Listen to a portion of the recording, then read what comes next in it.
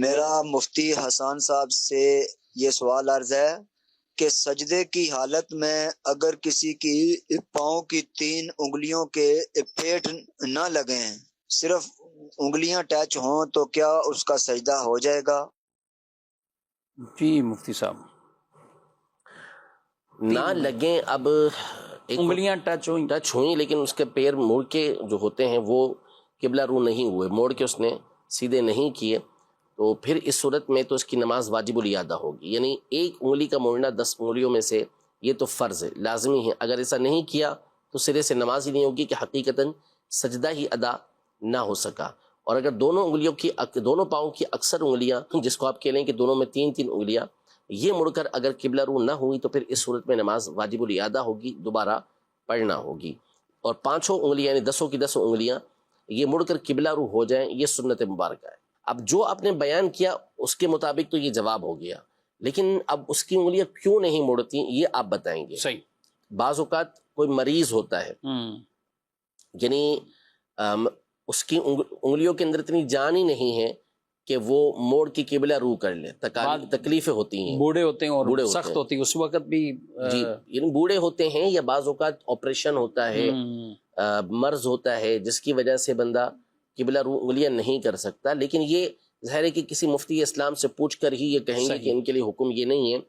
تو یہ عمومی حکم آپ کو بیان کر دیا ہے کہ عام طور پہ حکم یہ ہے.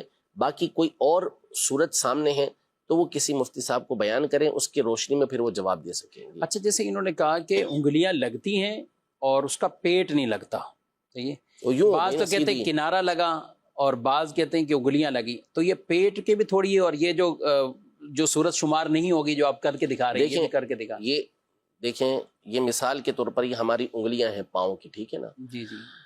اب یہ زمین آ گئی، یہ زمین آ گئی، ٹھیک ہے. یہ کنارے لگے ہوئے کہیں گے، یہ اس طرح ہم نے کرنا ہوتا ہے نا. تو یہ موڑ کے ہماری انگلیاں یہ قبلہ رو ہو جانی چاہیے، یہ رخ ہمارا یوں ہونا چاہیے، ٹھیک ہے. یہ سامنے قبلہ ہے، ہم یوں نماز پڑھ رہے ہیں، ٹھیک ہے، نماز پڑھ رہے ہیں، یہ سجدے میں گئے تو اب یہ مڑ کر ہماری انگلیاں قبلے کی طرف ہو گئی، ٹھیک ہے. یہ ہونا ضروری کہ 5 کی 5 یوں مڑ کے قبلے کی طرف یہ ہو جائے. صحیح ہے.